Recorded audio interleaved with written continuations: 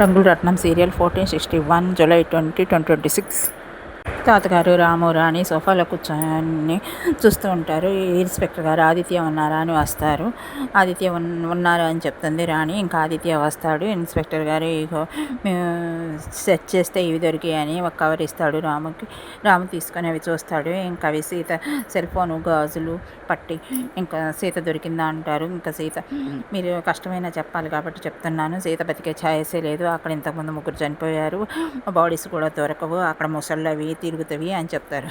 ఇంకా ఆదిత్య అంటాడు, మీరు తాతగారు అంటారు, ఇంకా శవమైనా దొరకకుండా మీరు చచ్చిపోయిందని అలా డిక్లేర్ చేస్తారంటుంది. ఇంకా అవునని ఆదిత్య అంటారు. ఇంకా రామ్ను ఆ ఛాయసే లేదు, చనిపోదు అని అంటుంటారు. ఇంక కష్టమైన మేము చెప్పాల్సి వస్తుంది అని ఇన్స్పెక్టర్ గారు అంటారు. ఇంకా శైలు అక్క బతికే ఉండొచ్చు కదా. ఇంక ఇన్స్పెక్టర్ గారు అంటారు, కొండ మీద నుంచి కింద వరకు 3,000 అడుగులు ఉంటుంది, బతికే ఛాయిస్ ఉండదు, అక్కడ ఉరవడిగా ఉంటాయి నీళ్లు, అక్కడికి 15 కిలోమీటర్లు వేగం వరకు వెతికాము అంటారు ఇన్స్పెక్టర్ గారు. బతికే ఛాయిస్ ఉండదు అంటాడు. ఇంకా రాము కుమిలి ఏడుస్తూ ఉంటాడు.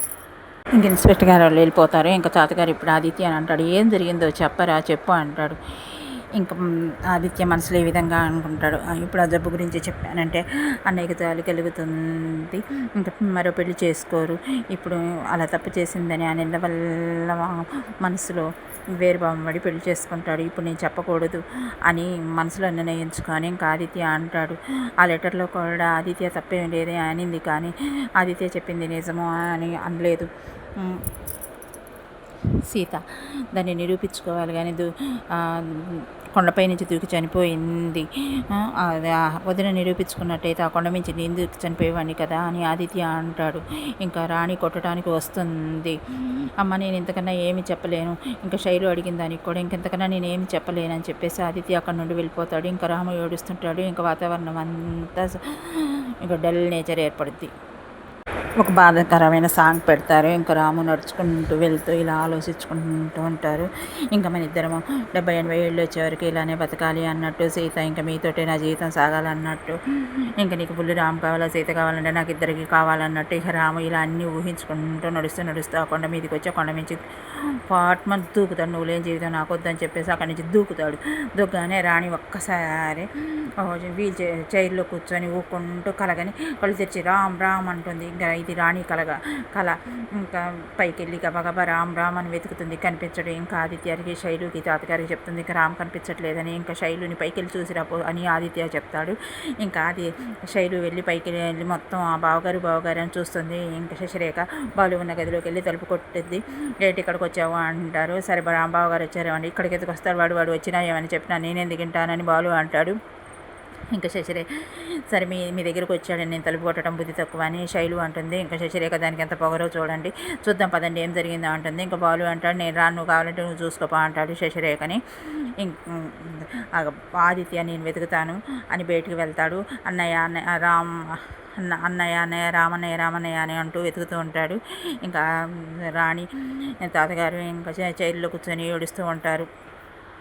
ఇంకా శైలు రాణి తాతగారు అక్కడ ఉంటారు. ఇంకా శశిరేఖ వచ్చి ఏంటి గోల ఏంటి, ఇంకా మమ్మల్ని ప్రశాంతంగా ఉండనివ్వరా, ఆయన కనిపించకపోతే మాకేంటి, మమ్మల్ని నుంచి డిస్టర్బ్ చేస్తున్నారు అంటుంది.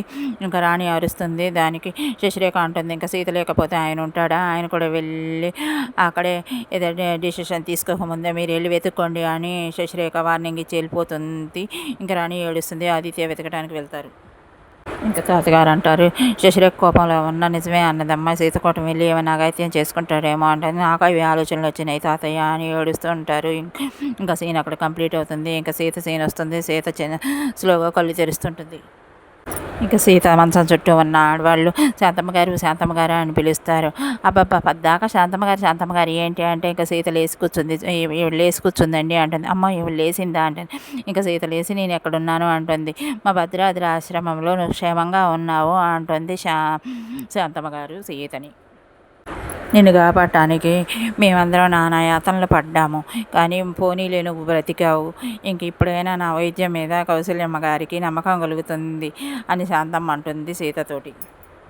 నా ఆయుర్వేద వైద్యం మీద ఇప్పటికైనా నమ్మకం కలుగుతుంది. కౌసల్యమ్మ గారికి చెప్పండి వెళ్ళి అని అక్కడ ఉన్న ఆడవాళ్ళని పంపించింది శాంతమ్మ. ఇంకా శాంతమ్మ చెప్తుంది, ఇది ఆశ్రమే కాదు, ఇక్కడ వైద్యం కూడా జరుగుతుంది. ఏ ఏ జబ్బు వచ్చినా అందరూ ఇక్కడికే వస్తారు. నేను ఆయుర్వేద వైద్యం చేస్తానని సీతకు చెప్తుంది శాంతమ్మ గారు.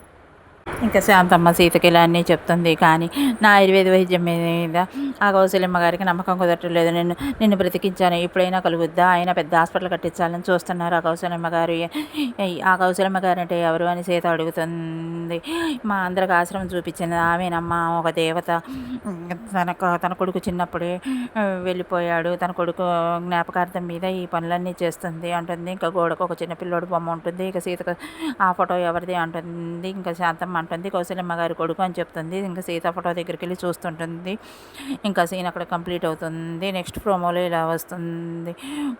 బాలు, తాతగారు, శశిరేఖ, శైలు అందరూ ఉంటారు.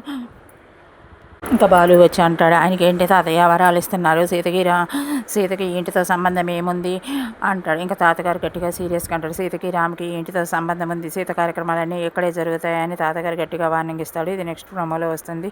నాటికి కంప్లీట్ అవుతుంది. Subscribe please friends.